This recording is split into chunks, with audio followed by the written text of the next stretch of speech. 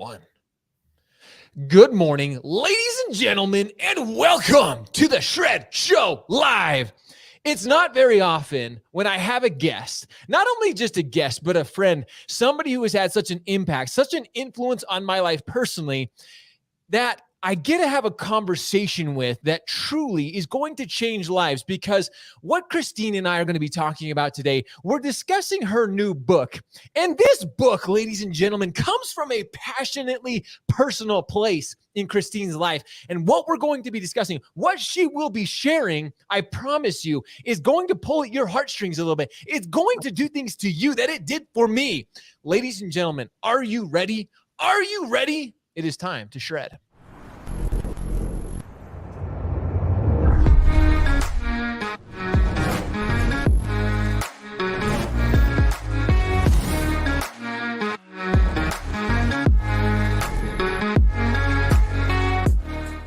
Ladies and gentlemen, I am humbled, I am honored, and I am so proud of this incredible lady, Miss Christine Beckwith. If you don't know her, you must live under a rock because she continually is out there. She is one of the leaders in our industry, not only in mortgage, but to so many others. And like I said, Christine, you and I have been friends for years. And this book that you are releasing, that is coming out today, Finding Honor, The Journey to Truth, number one, your first book was amazing. Your first book did incredibly well and impacted so many lives. But this book now, like this, when you sent it to me, I'm going to be dead honest with you. I hate reading. I do not like reading books. And I was like, okay, this is great. I appreciate she sent this to me. I'll skim through it. Christine, as I started skimming through it, I was like, encapsulate. I was like reading it. I felt like I got to know you in such a different way. And you and I have had some amazing discussions, but this comes from such a personal place. So before we get into it, how are you, my dear? I am great. I am, life could not be better in terms of, all the things that have happened to me in the last few years and building 2020 and living now in my dream career. Helping so many professionals, in our space, which is really what I've aligned myself to do. Things are great. Obviously, we know my sister passed away this past month. So personally, I'm managing through some newfound grief that I've never experienced on this level. However, in keeping with this book and being completely honest, I'm using myself as the student to kind of teach, as well. And let the world know that you can still be productive. And, I'm going to work every day and I'm still focused and I have happy things going on in my life and I'm feeling and experiencing happiness. And so it has a large place right now in my world, managing through it. As we get into talking about Finding Honor, you'll see the role that kind of was played these past years with my sister's unfortunate demise. With contributions to the book and how the book actually ends up ending. But I'm great. I really am. I wanted to ask that because you are one of those people that continually find happiness, find joy, no matter the circumstances. Like you said, what you have gone through with your sister. I mean, you as you read this book, ladies and gentlemen, and of course, we implore you all to go get a copy of this book. We'll post a link below. Go get this book. Like I said, I don't read a ton, but as I started skimming it, I found myself like engulfed reading it. Like just every word, I'm like, holy cow, and knowing you, Christine, that's what was so fun about this. Like you can feel like your emotion in this book. It is so, in my opinion, it is so starkly different from your first book to this book. Oh, like why? Like, tell me, like you had a great book, but why? I kind of feel like I wrote my first book. So my first book I wrote in the summer of 2006, tried to had it looked at by an editor, felt discouraged by the editing notes, which I found out later I hadn't read in full because she had written me a letter in the back of the manuscript that I never reached. And that would sit on a shelf for 10 years because I was discouraged. That book was written to encapsulate my success tips. I had no longer been a one-hit wonder. I had had a series of successful things happen over 2 decades. And during a very raw, real, sad part of my career, when the mortgage implosion occurred and I had to shut down H&R Block, I wanted to capture the sales tips that were in that book. And that's what that book does. And I do open up in that book with some personal stories, but here's what's changed. First of all, I've changed. The lessons within this book really tell the story about how I've changed and why I've changed. But I've aged, and I've moved out of being in corporate America, which required me to have a level of polish and PC-ness that kept me from, opening my mouth in some ways. And so the book opens up. I'll kind of go into the book. This book opens up. And what I wanted to do is every time I come across something really big, I've now written 5 books. This is only my 2nd solo book, but it's my 5th book that I've written, and 7 books if we count compilation books. This particular book, it opens up with me going to a Philadelphia-based lecture. I'm the VP of sales at Annie Mac, and I'm trying to find something to do one night. And I'm drawn to this social media socialite that does these deep thinking videos, which I am positive people think are weird. And I am like, just encapsulated by his like it's speaking to me. So I drive from my hotel room. I sit in the back of this lecture hall at this college, and I listen to this 2-hour, like, awkward, amazing, and astonishing lecture. I'm not going to lie, about the liar lid. And that night, my life completely changed because I realized sitting there listening to this lecture about how we lie to ourselves and what we omit and what we embellish and what we do, that I was a liar. And I say this saying to you that I've always felt like I was a good person. I always feel like I did good by people. And so I want to quantify this, but I wasn't truthful to myself the way that I should have been. So I left there, and the book takes you on this journey that builds. It builds and builds throughout the book. And I go into places and I talk about things I've never talked about in any of my other books. And so I think because when I start to write this book, I'm 5 years into this journey to the truth, and I have huge revelations in my personal life, and I become this better person. And now the universe is starting to come back and reward me for this alignment, which I tie back to spiritual religion and other things in the book, where I say, listen, we're born with a code, all of us. And it doesn't matter what your religion is. But when you deny the code, you can't reach your greatest happiness and ROI, and your rewards will not be forthcoming. You may have superficial rewards that get taken away, which was happening to me throughout my life. And so when I align myself with the truth, and I no longer omitted things and I no longer lied in any way, shape, or form, and I didn't gossip about people, and I just got 100% honest, everything in my life began to reward me. And I felt a greater happiness than I ever did. I felt, I had greater wealth coming to me. My successes were true. I drove from a real place. So that's, I think, why the book is different, because I don't think I wrote the other books from this mind space. I 100% agree.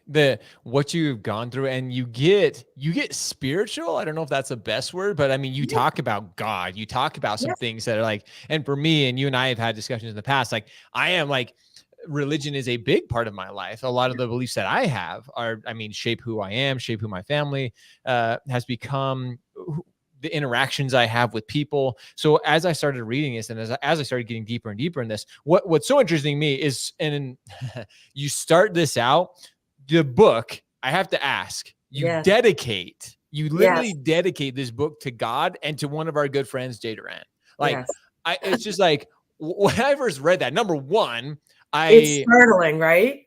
It's amazing. Like, it just shows like two people who have just such great impact. And you even go on to say in the book that you wouldn't have found one without the other, I believe is how you say, like, the one was put in your way by the other, which talk to me about that. I mean, you and I love Jay. Jay is one of those guys in both of our lives who has been just amazing, but the truth is he was such a character.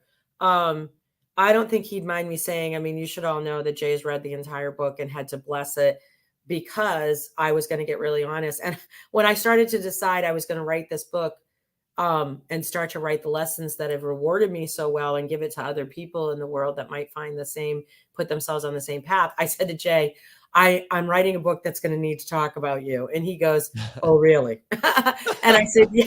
I said, yes, because that's always scary.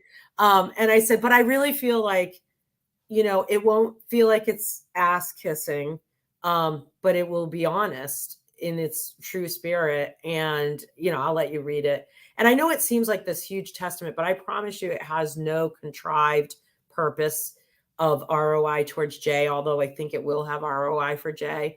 I truly, every word I speak in that book, I mean, is what my journey was and how I discovered it. The truth is, I found honor in talking to Jay and his honesty and his own personal journey. And I somehow got on his journey and we got connected. But the interesting irony of this whole book, which, I don't want to give away too much of the book because I want you to buy it today to help it be a bestseller.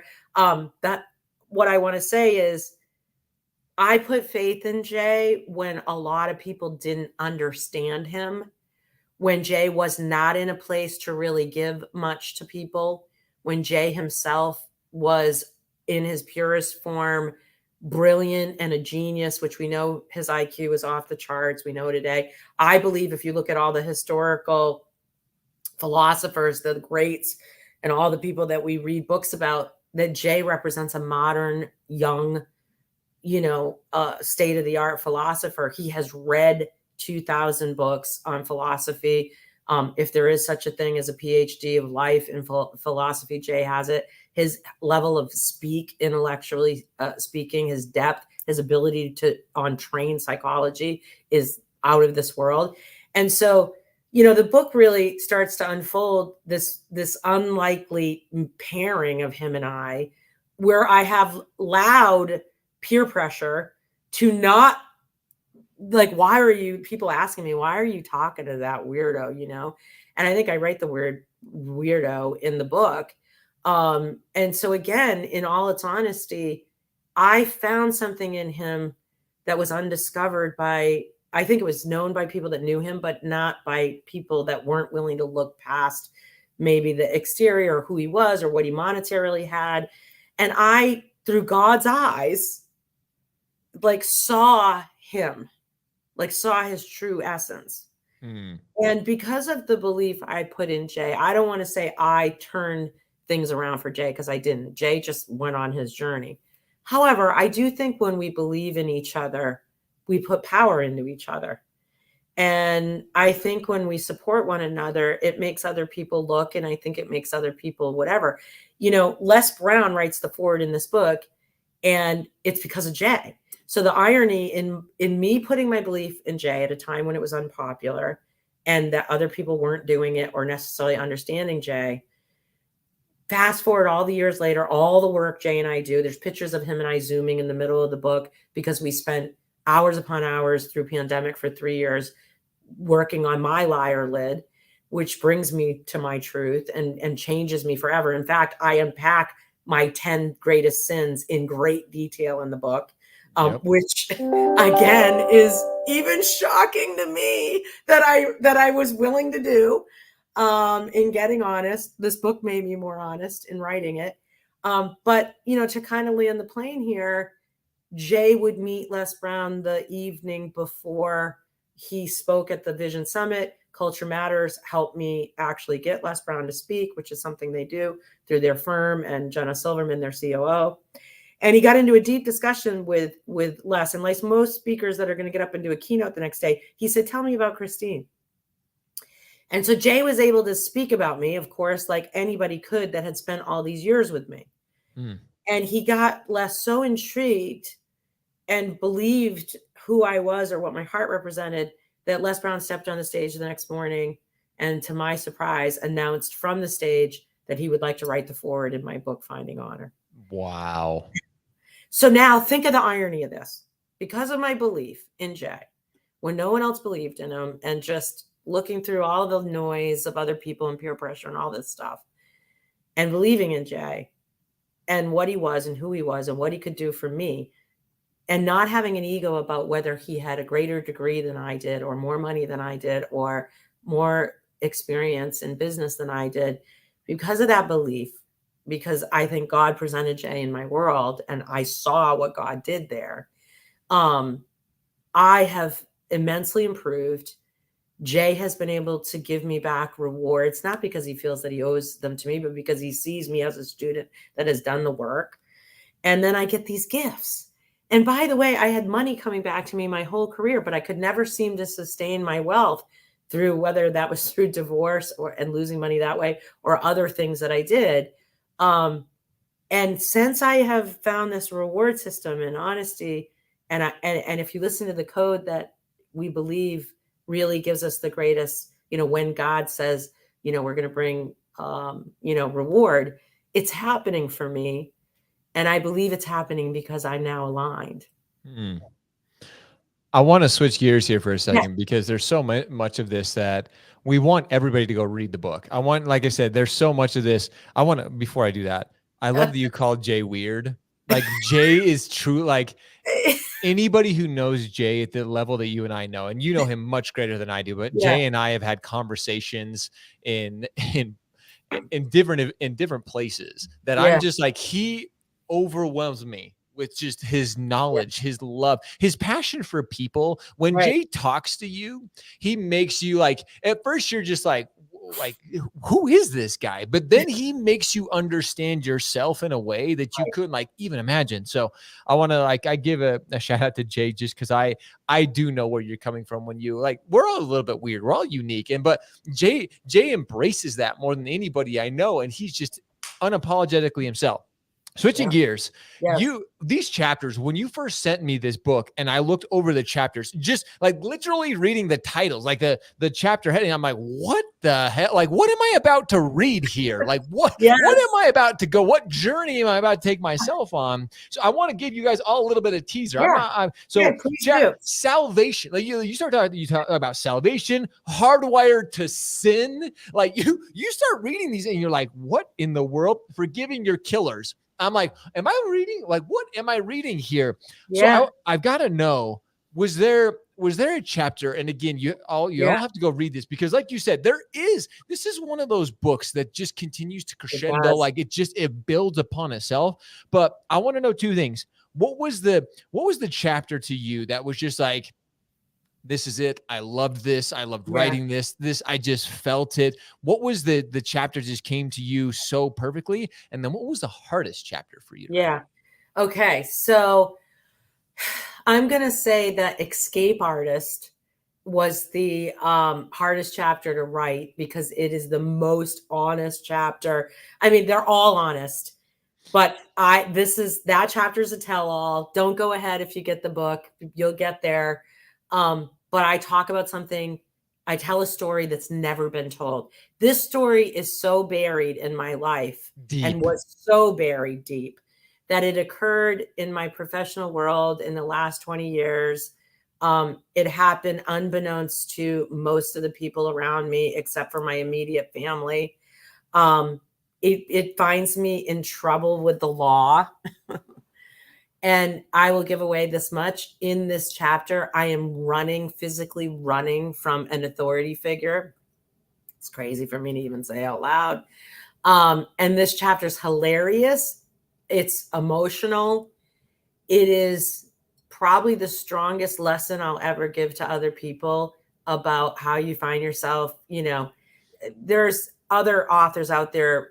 Gay Hendricks comes to mind in the book, The Genius Zone, where there's a chapter called The Upper Limits. In this particular chapter, they talk about, when people reach their mountaintop, their career mountaintops, that they self-sabotage and then something occurs that makes the whole thing come crumbling down. Well, Escape Artist is about how we escape our greatest mistakes, and whether you do that privately, whether you bury that bone, when do you actually stop in life? Do we ever look back at our greatest wrongdoings and say, what was the lesson in this? Well, I am giving you the story, and I'm telling you, it's going to make you laugh and cry inside the same chapter. It will astonish you. This is why I got some of the pre-readers wrote this book was shocking. because of its honesty. But there's a lesson in it, and I give myself up to share that lesson.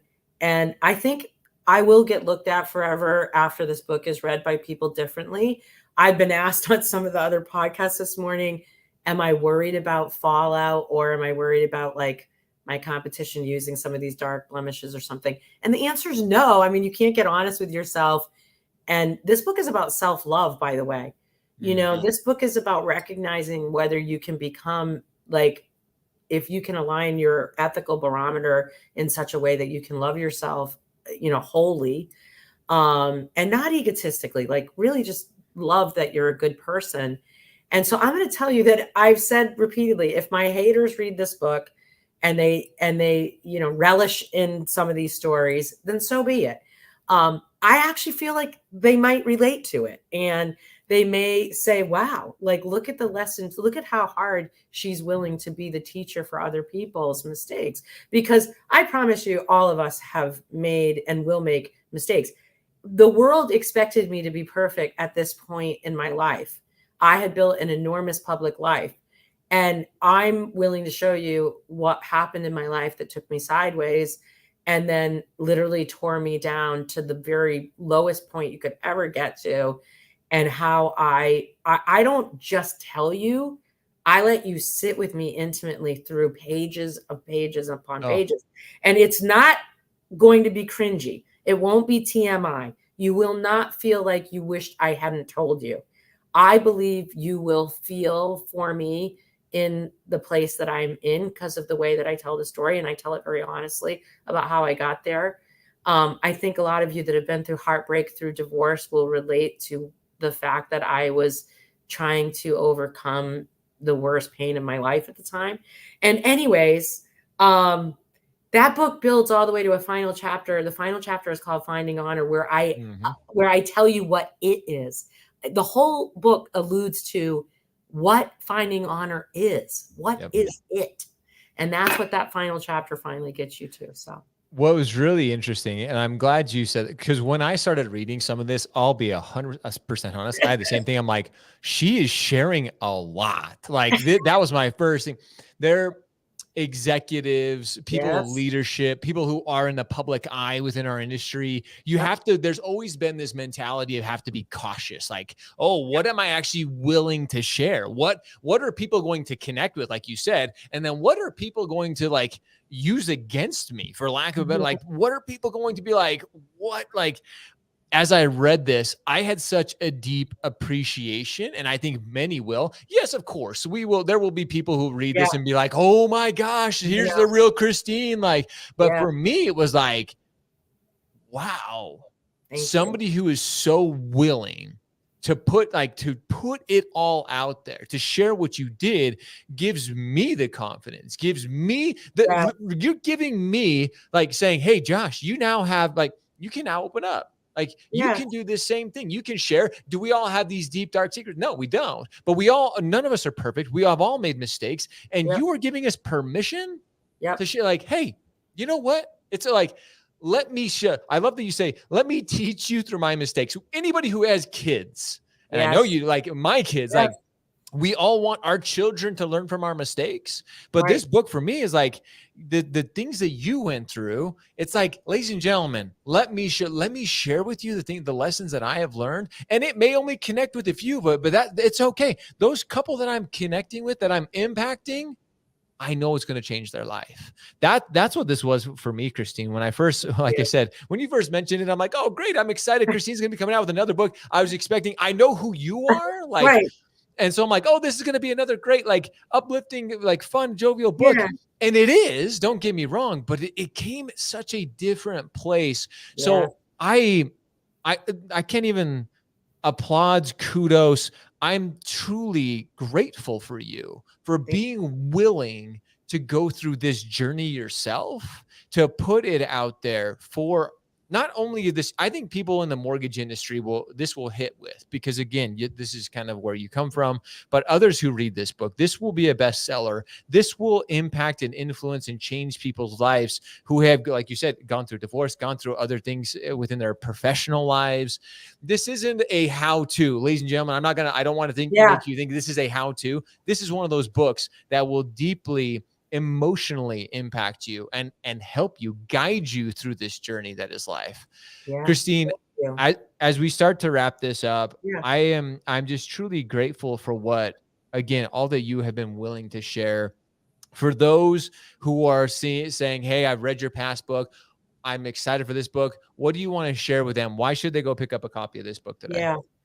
I mean, if you want to have your life really, if you want to figure out what I think the secret to success is, the true greatest happiness that you can feel within, the love. Like right now, I'm going through the grief. We started here at the beginning of the podcast of my sister passing. Yeah. I had moved home this last year ahead of a scheduled plan to move home to help my parents with my sister who was sick. I'm grateful to God that I had the insight to do that and I had the time with her that I had. And she went on this journey as well. She knew I was writing the book. She died 3 days after I finished this book. She applied the methodologies in the book because she was asking me to teach her what I was teaching.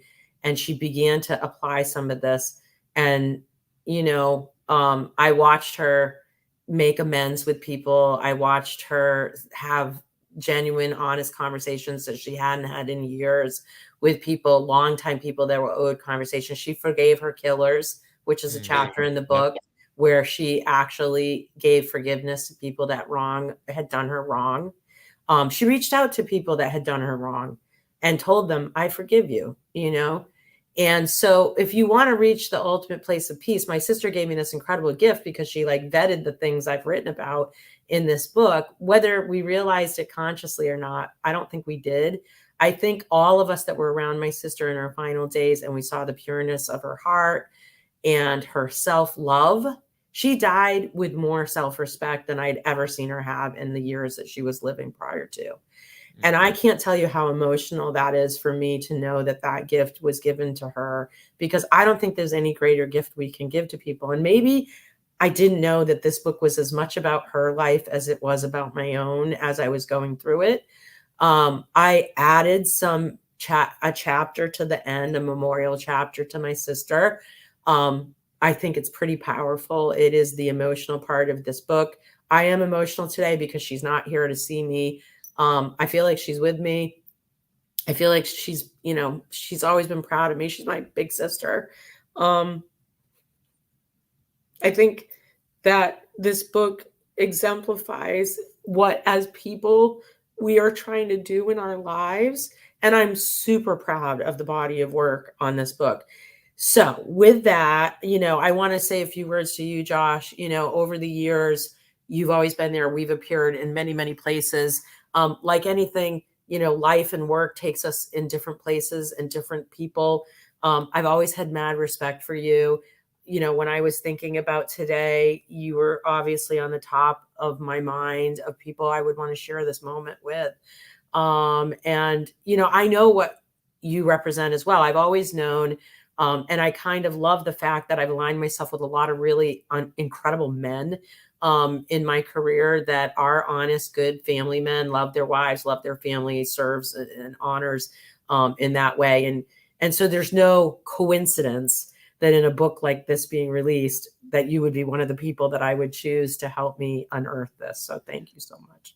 I am truly humbled, truly honored. Ladies and gentlemen, go get a copy. You can see the emotion that Christine has this morning, and you feel that in the last chapter when you talk about your sister, as I read it, having loved ones who were close to me having passed. This is one of those books, ladies and gentlemen, like I said, that will change your life. As you read it, it will give you insights into yourself. It will give you opportunities to forgive not only yourself, but others around you. So please do. And again, I don't say this very often, but this is one of those that I personally read that you will, as you read this as well, it will change your life. So Christine, Thank you. Thank you from the bottom of my heart. Thank you for putting this out there. Thank you for writing this, for being willing to share all that you did, because it's amazing. And I'm truly proud of you as a friend, as somebody I have so much respect and admiration for. So ladies and gentlemen, we'll put the link below. Make sure you go and get a copy of this book. Like I said, it has been absolutely amazing.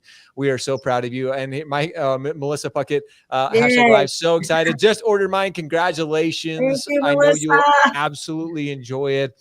My dear, you are absolutely inspirational, amazing, and I truly love you and so very grateful for you being here today.